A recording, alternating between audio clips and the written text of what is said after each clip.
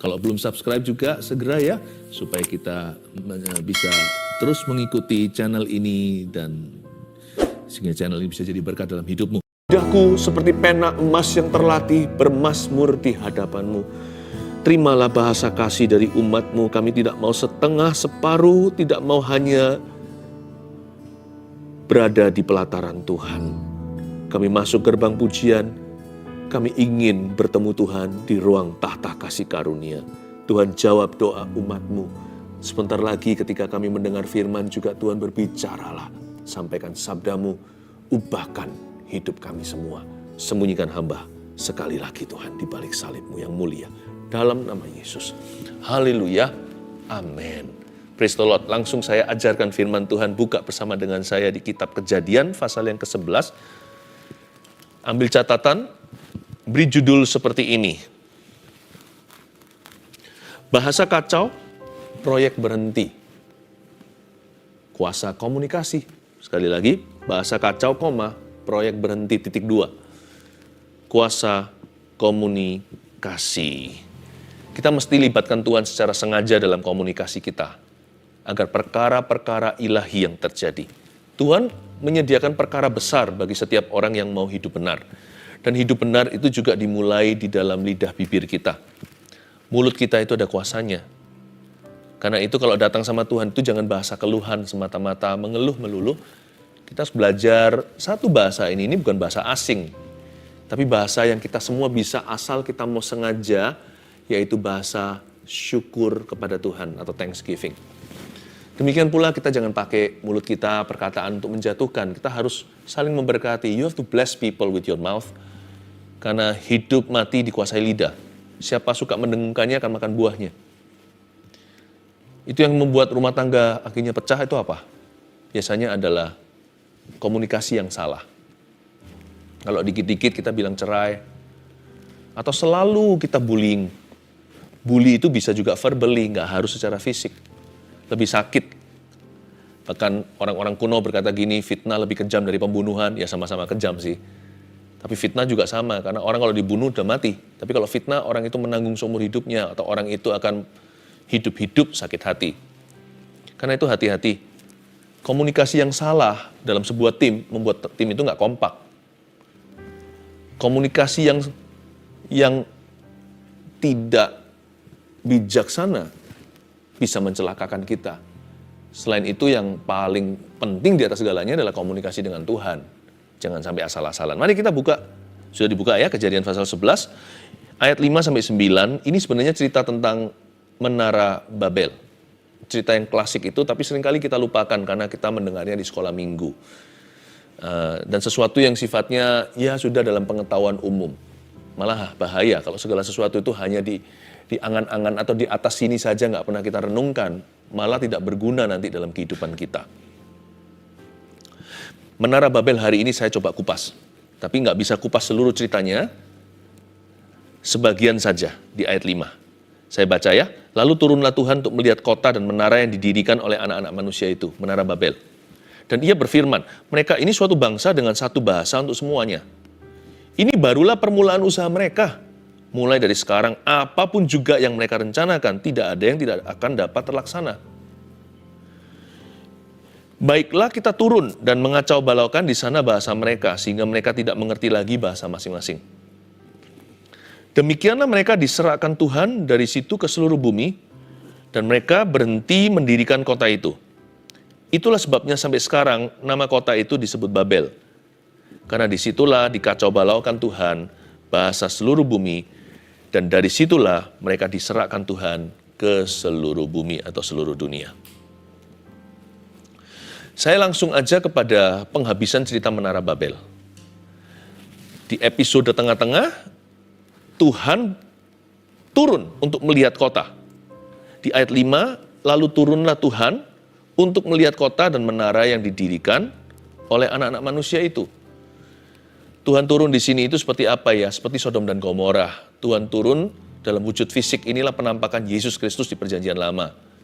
Kalau Sodom Gomora, Tuhan turun dengan malaikat. Kalau yang ini nggak ditulis lebih lanjut. Lalu di ayat 6, dan ia berfirman, mereka ini suatu bangsa dengan satu bahasa untuk semuanya. Ini barulah permulaan usaha mereka. Mulai dari sekarang, apapun juga yang mereka rencanakan, tidak akan ada yang mustahil. Tidak ada yang tidak akan dapat terlaksana. Kayaknya ayat 6 ini, sekilas kalau orang tidak kenal Tuhan, bisa salah sangka mengira bahwa Tuhan itu punya rasa kurang aman, alias terancam. Enggak, siapa bisa ngancam Tuhan? Siapa bisa jadi saingannya? Siapa mampu jadi penasihatnya? Tuhan itu nggak punya lawan. He has no equals. Dia nggak punya sebaya, nggak punya setara. Allah kita itu satu-satunya, tiada yang lain di sampingnya. Tiada seperti Dia. Ayat 6 ini dibaca dengan pewahyuan yang benar. Kalau kita mengenal Tuhan, ayat ini sebenarnya menunjukkan belas kasih-Nya. Kok bisa? Tuhan ini bukannya tidak aman, tapi Tuhan ini sedang mencegah agar jangan sampai terjadi air bah yang kedua. Dulu waktu bahasa mereka satu, mereka semuanya itu memberontak rame-rame sama Tuhan, sepakat. Sehingga di zaman Nuh, semua dipunahkan seluruh bumi. Tuhan tidak mau melihat itu terjadi, apalagi Tuhan sudah pernah janji sama Nuh tidak akan sekaligus memusnahkan seluruh bumi. No more, not again, tidak akan dilakukan lagi. Dan supaya jangan sampai manusia mencoba Tuhan melakukan itu, karena Tuhan tidak berniat untuk ingkar janji, Tuhan harus memecah belahkan mereka, memisah-misahkan berdasarkan language and culture, linguistically and geographically, atau secara geografis dan juga secara linguistik atau secara bahasa. Supaya mereka nggak pernah bisa sepakat. Virus aja untung ada border negara. Untung ada perbatasan di mana orang masuk perlu visa. Kalau nggak gitu, sudah habis kena pandemi. Sebentar aja seluruh bumi. Ini bukan pandemi virus, ini pandemi dosa. Jadi sebetulnya Tuhan itu berbelas kasih. Tuhan ngomong begini loh, ayat 6 sekali lagi. Mereka ini satu bahasa dengan satu bangsa dengan satu bahasa untuk semuanya. Ini baru permulaan usaha mereka.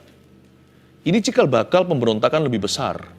Karena dari awal sudah nggak beres nih. Ya, saya nggak bahas di saat teduh ini nanti. Itu ada bagiannya nanti. Bagian ini saya bahas di kesempatan yang lain. Sebenarnya mereka membangun Menara Babel itu kelihatan kok. Dari awal itu nggak beres. Dari sejak sononya, dari sejak dini dan perencanaan blueprintnya itu udah kelihatan. Itu dibangun karena ketidakpercayaan. Dan dibangun karena keangkuhan, kesombongan, serta pemberontakan. Tuhan udah bisa nilai dari awal. Diagnosa Tuhan tidak pernah salah. Ini orang-orang satu bangsa dengan satu bahasa untuk semuanya. Ini baru permulaan usaha mereka. Kalau mereka mengusahakan sesuatu yang memuliakan Tuhan, atau sesuatu yang sifatnya beneficial atau berguna bagi orang lain, bukan untuk membangun trofi atau piala sendiri, tetapi untuk melayani, Tuhan niscaya bangga. Tuhan pasti berkata, I'm proud of you. Kalau bisa janganlah hanya barulah permulaan usahamu. Teruskan usaha itu, lanjutkan sampai sempurna. Tuhan bukan hanya bantu, Tuhan akan ada dalam jeripaya mereka. Tapi yang ini, mereka lari dari hadirat Allah. Mereka itu menentang melawan arus kehendak Tuhan. Tuhan berkata ini baru permulaan. Mulai dari sekarang, apapun juga yang mereka rencanakan. Maksudnya rencana di sini tuh rencana kejahatan. Mulai sekarang, permulaan ini baru usaha mereka yang dini. Mulai dari hari ini, apapun juga yang mereka rencanakan. Manusia itu selalu merancangkan kejahatan di hati. Tidak ada yang tidak akan dapat terlaksana. Tuhan bukan terancam dan berkata, aduh, kalau mereka makan dari buah terlarang ini, seperti fitnah setan, Adam Hawa lugunya percaya. Nanti kalian, ini kan kata iblis kepada mereka, kalian nanti akan terbuka matanya, tahu segala sesuatu, kamu akan jadi seperti Tuhan. Masa sih Tuhan takut? Kalau kita nggak mengerti ayat ini, kita kira mulai dari sekarang apapun juga yang mereka rencanakan, tidak ada yang tidak akan dapat terlaksana. Apakah Tuhan takut dilengsarkan? Mana ada orang bisa mendekati Tuhan kalau bukan karena kasih Yesus. Siapapun juga, baik malaikat, manusia di atas sana, di bawah bumi, di bumi seluruh isi semesta alam, mana ada yang sanggup berdiri di hadapan Dia yang penuh dengan kuasa. Tuhan nggak takut. Tuhan takut untuk mereka, bedakan ya. Tuhan bukan takut untuk dirinya. Allah kita nggak punya rasa takut. Kita yang punya rasa takut, dan iblis ketakutan. Dia tahu akhirnya nanti di akhirat. Dia tahu hasil skor terakhirnya itu dia udah ngerti. Makanya dia bekerja dengan giat hari ini untuk menyesatkan banyak orang, termasuk mungkin orang-orang sekeliling kita hari ini. Tuhan tuh takut untuk mereka. Takut, bukan takut beneran. Tuhan tuh concern untuk mereka. Kalau ini dibiarkan, mereka harus sekali lagi mengalami pemusnahan karena mereka sepakat bulat. Mulai dari sekarang apapun juga yang mereka rencanakan, tidak akan ada yang tidak terlaksana. Kejahatan mereka udah pol-polan. Kira-kira begitu bahasanya. Ayat 7, baiklah kita turun dan mengacau balaukan di sana bahasa mereka sehingga mereka tidak mengerti lagi bahasa masing-masing. Kata baiklah kita turun di sini merujuk pada Allah Trinity, Trinitas atau Allah Tritunggal. Ada sebuah musyawarah yang luar biasa kita tidak bisa masukkan dalam akal. Dan Tuhan berkata, baiklah kita turun dan mengacau balaukan bahasa mereka. Dari ayat 7 ini saya bisa merasakan Allah Bapa, Putra, Roh Kudus itu sangat peduli sama umat manusia. Ciptaannya yang paling mulia yaitu kita. The Father God, Allah Bapa, Allah Anak, Allah Roh Kudus. Di dalam nama Yesus, Allah yang Esa, pencipta semesta alam dan penebus. Sangat cinta you and me.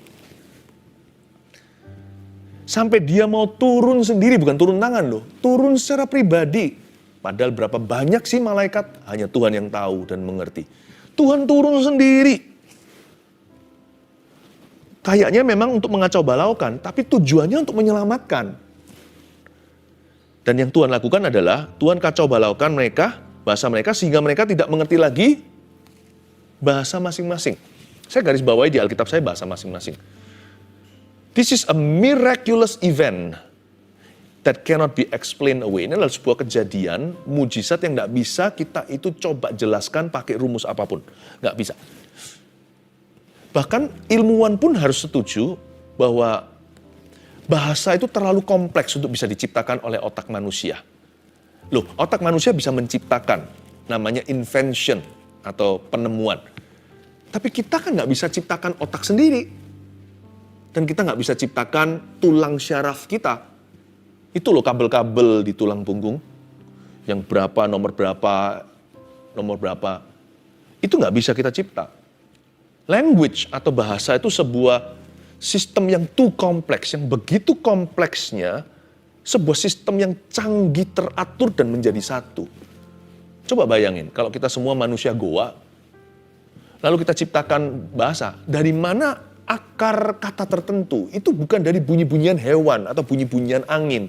Bukan dari sesuatu yang kita dengar. Bagaimana manusia bisa menciptakan sesuatu yang dia nggak dengar? Bahasa-bahasa itu vocabulary. Itu canggih sekali. Jadi ilmuwan harus percaya ada Tuhan. Apabila tidak, paling coba untuk ditepis dengan bahasa begini. Itu semacam evolusi ya begitu aja tiba-tiba terjadi. Tara, simsalabim, abrakadabra, langsung ada. Lalu disempurnakan dalam pertemuan-pertemuan setiap bangsa. Bahasa Indonesia dan bahasa Melayu, kan beda. Itu kan ada rapat-rapat sendiri setiap negeri dan pendidikan, setiap ilmuwan, ilmu bahasa maksudnya, intelektual. Ya. Jadi, tapi manusia bisa improve it, bisa memajukan, mereka tidak bisa menciptakan. Apa yang saya coba katakan? Tuhan itu ada. Nggak usah lihat Alkitab sebelumnya saja kita harus percaya. Kita lihat langit, bumi, kita lihat semua ciptaan, kupu-kupu, stripnya satu dengan strip yang lain sama. Alam semesta ini saksi hidup 24 jam sehari bahwa Allah itu ada dan dia bertahta di atas ciptaannya. Bahasa yang kau pakai aja. Itu saja adalah satu bukti. Bahasa Indonesia, bahasa Inggris, Chinese, bahasa Thailand, bahasa Arab, semua bahasa. Nah, ayat yang 8, demikian mereka diserahkan Tuhan dari situ ke seluruh bumi dan mereka berhenti mendirikan kota itu. Tuhan hentikan pandemik dosa. Itulah sebabnya sampai sekarang nama kota itu disebut Babel. Karena disitulah dikacau balaukan Tuhan bahasa seluruh bumi. Kata Babel sendiri itu, kata Babel itu artinya confused atau bingung. Dan dari situlah mereka diserahkan Tuhan ke seluruh bumi. Aneh ya, demi mengacau balaukan manusia supaya nggak sepakat dalam dosa, Tuhan kacauin bahasanya. Tapi demi untuk membangun kerajaan sorga di antara bangsa-bangsa, sehingga semua orang yang nggak pernah ketemuan itu bisa sehati seroh, yang di sini sampai Alaska bisa sama-sama cinta Bapa di sorga. Ya, yang di ujung situ di Timur Tengah, sampai yang di Asia Tenggara, sampai yang di sana, sampai yang kutub utara juga ada. Hingga yang di Meksiko, selatan Amerika. Di Latin Amerika banyak terjadi kebangunan rohani. Bahkan di Afrika, semua sama-sama bernafas. Pergi, beritakanlah. Beritakan bahwa Yesus akan datang kembali. Beritakan Injil kerajaan Allah. Kok bisa ya? Dipersatukan kapan? Ayo. 2000 tahun lalu, lewat one language. Satu bahasa. Dipersatukan kembali, bukan menara Babel. Kali ini, di sebuah menara juga, loteng atas tingkat 2, saya pernah ke sana tempat bersejarah itu, di Yerusalem tepatnya. Dan kejadian itu adalah tepat pada waktu perayaan Pentakosta. That's powerful, isn't it? Mau kacau balaukan, supaya mereka nggak sepakat dalam dosa, kacauin bahasa. Tapi ketika Tuhan memanggil semua kembali, orang-orang ditebus dari bangsa-bangsa, supaya mereka bersatu, sepakat membangun kerajaan sorga. Di mana-mana, di seluruh kolong langit ini, Tuhan beri mereka bahasa satu. One language, one book. Ini juga suatu bahasa Tuhan, Alkitab. Coba bayangin orang kita yang di Indonesia dengan mereka yang di Jerman. Beda aja bahasa buminya. Tapi bahasa kasih dan kebenarannya bisa sama loh. Kalau mereka sungguh-sungguh, kita sungguh-sungguh di sini. Bahasa Jerman itu susah sekali. Lalu kita baca, contohnya di kitab Kejadian, mereka juga kitab Kejadian di sana. Kita baca Yohanes 3 ayat 16, karena begitu besar kasih Allah kepada dunia, ia memberikan anak yang tunggal supaya barang siapa percaya tidak binasa melainkan beroleh hidup yang kekal. Di sebelah situ, bahasa Perancis juga begitu. We become like-minded. One book, satu Alkitab, satu buku. Tuhan membuat kita semua bersatu. In the same kingdom, the kingdom of His Son. Dalam satu kerajaan anak domba Allah. Lalu, deeper than that, deeper than normal conversation, lebih dalam daripada hanya perbincangan biasa. Atau manusia, hi, how are you, I'm fine, thank you. Halo, apa kabar? Baik, bagaimana dengan dirimu? Kita masuk ke dalam bahasa yang supranatural.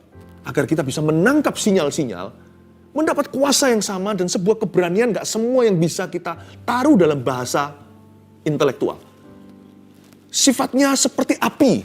Seperti ada suatu dorongan di dalam hati untuk pergi ke Filipi, Kolose seperti Paulus, pergi ke Korintus. Kita diutus dalam tuntunan-tuntunan adikodrati yang sifatnya supra-alamiah hanya karena kita berbahasa lidah.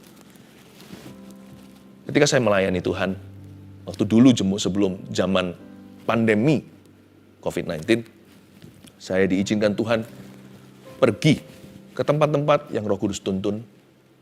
Saya pergi contohnya ke benua tertentu. Saya ketemu dengan umat Tuhan di situ. Baru ketemu, kok langsung sehati seroh ya, saya nggak bisa jelaskan. Padahal mereka bicara bahasa mereka, saya harus khotbah dalam bahasa Inggris.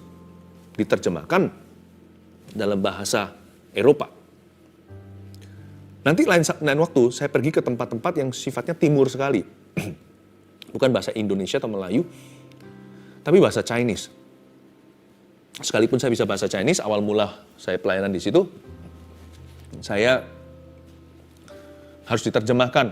Tapi puji Tuhan, ketika kita menyembah Tuhan bersama-sama, mereka juga adalah orang-orang yang dipenuhi Roh Kudus. Bisa satu roh langsung. Bahasanya beda di mulut, tapi di lidah sama. Lidah sama rasanya. Roh Allah. Langsung terjadi kebangunan rohani, tidak pakai transisi berapa bulan, berapa tahun, langsung boom! Dunamos, kuasa Tuhan turun. Itulah berkat Pentakosta. Saya kasih 3 poin, dengan ini saya selesai.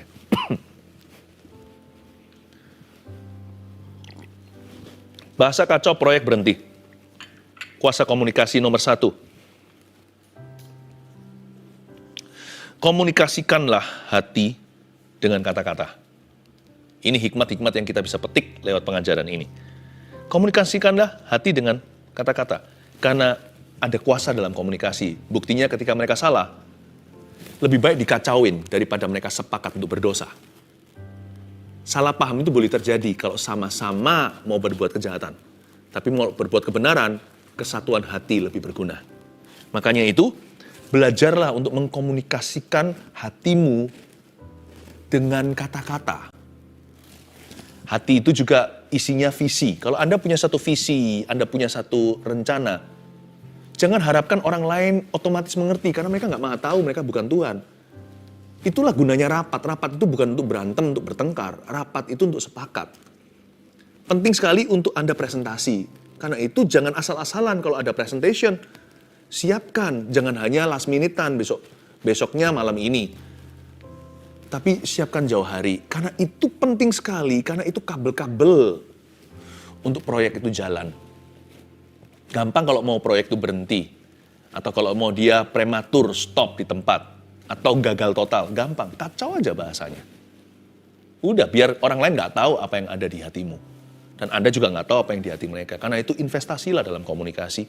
Baik dalam pekerjaan, whatever, apapun juga. Dalam keluarga apalagi, komunikasi itu penting sekali.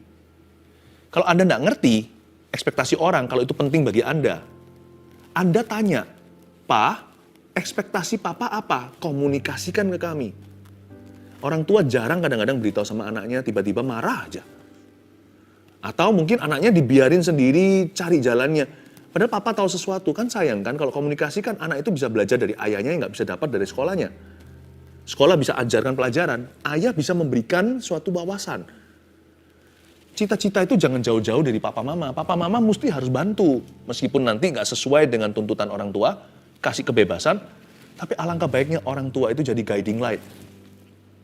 Jadi terang di jalan, apalagi orang tua yang penuh firman, dia menjadi pelita bagi kaki anak-anaknya atau putra-putri. Komunikasikan visimu, komunikasikan pikiran Anda, bahkan komunikasikan perasaan.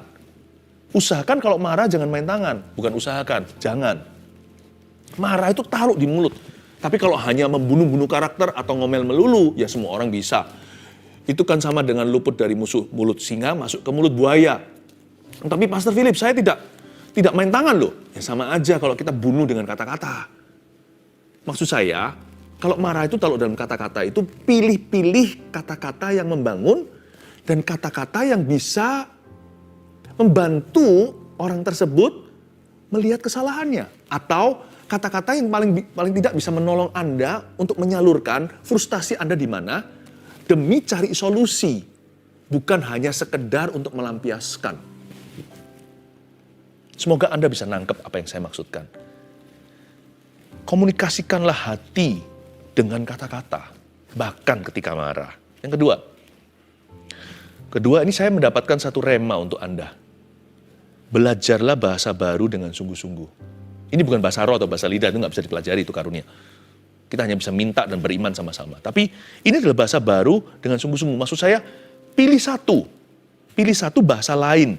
Sebab ketika Anda bisa bahasa lain itu selain bahasa ibu, selain bahasa utama Anda, ya kalau kita ya bahasa Indonesia lah.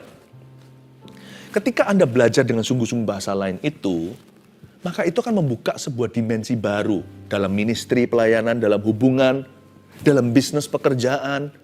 Ngelamar pekerjaan itu aset. Kalau kita mau dipanggil interview, kalau kita bisa lebih dari satu bahasa. Tapi jangan belajar bahasanya yang asal-asalan. Belajar yang formal. Belajar sungguhan, otodidak juga nggak apa-apa. Sekarang ini zaman dunia ini open book, Ada orang yang otodidak lebih bagus lagi dari orang yang les-lesan kalau les-lesannya asal-asalan. Tapi belajar sungguhan. Belajar itu sampai grammarnya, bukan hanya vocab-vocab atau kosakata. Belajar itu sampai kepada susunannya yang betul gitu. Ya. Saya sendiri berbicara 3 bahasa. Bahasa ibu saya sekarang, bahasa utama adalah Indonesia. Ya. Lalu bahasa kedua saya anggap my second language itu Inggris. Lalu bahasa ketiga itu Chinese. Nah, saya harus improve itu setiap kali karena saya punya 2 bahasa yang lain, ini saya kembangkan. Makanya ada dimensi pelayanan yang tidak bisa bagi orang yang nggak bisa bicara bahasa itu. Nggak mungkin bisa. Bisa pun beda gitu, ada bisa, tapi nggak akan sama apa yang Tuhan bisa sanggup kerjakan. Sekalipun ada mustahil bagi Allah. Tapi Tuhan itu juga memakai kelebihan kita. Alangkah baiknya kita punya kelebihan juga. Nggak hanya selalu kelemahan yang kita serahkan. Tuhan bisa pakai kelemahan kita kan? Terlebih lagi Tuhan juga bisa pakai kelebihan kita, bukan? Saya dorong Anda, saya kok kerasa seperti ini suara Roh Kudus lewat saat teduh ini untuk setiap Anda, khususnya anak muda. Yang benar ya, kalau belajar bukan demi drama Korea atau apa. Kalau memang betul-betul belajar bahasa Korea demi karir atau ministry, atau belajar bahasa Jepang atau apa, terserahlah. Jangan karena terbawa drama. Zaman dulu drama-drama yang ngetop adalah Taiwan. Sekarang berbeda, shifting ke Asia yang lain. Jangan musiman. When you learn a language, itu bukan untuk entertainment, itu investment, itu investasi. Ya, yang terakhir, ini yang saya sebut tadi itu loh Pentakosta. Mintalah bahasa sorga yang mempersatukan. Minta bahasa roh atau bahasa lidah tersebut. Karena kita tahu Tuhan mengacau balaukan Menara Babel dengan kacauin bahasanya. Tuhan mempersatukan kita semua juga lewat satu bahasa. Selain buku ini yang sudah ada di tangan yang terus dikupas. Kalau saat teduh setiap Rabu Sabtu lalu di-open terus. Alangkah baiknya kita masuk lebih dalam, deeper than normal conversation. Saya targetnya lebih dalam dari normal. Saya mau mengalami yang supranormal. Bukan ngeroh ya, yang supernatural. Karena saya tahu hidup saya, tuntunan Tuhan melebihi pengetahuan yang saya tahu.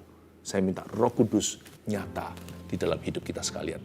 Mari kita sebentar lagi saya tuntun Anda untuk berdoa bagi Anda yang belum menerima karunia bahasa lidah.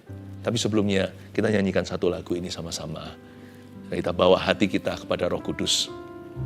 Terima kasih Tuhan. Yang dikasihi Tuhan, mari angkat tangan sama-sama. Terima kasih Tuhan, Kau ajari kami hari ini bahasa komunikasi yang dari Tuhan. Berkati umat-Mu, berkati rumah tangganya, agar rukun selalu, pekerjaannya selalu kompak, ya Tuhan, dan pelayanannya berbuah-buah lebat. Berkat Allah Bapa, Putra Roh Kudus, menyertai kita semua. Dalam nama Yesus, amin. And there I find you in the mystery.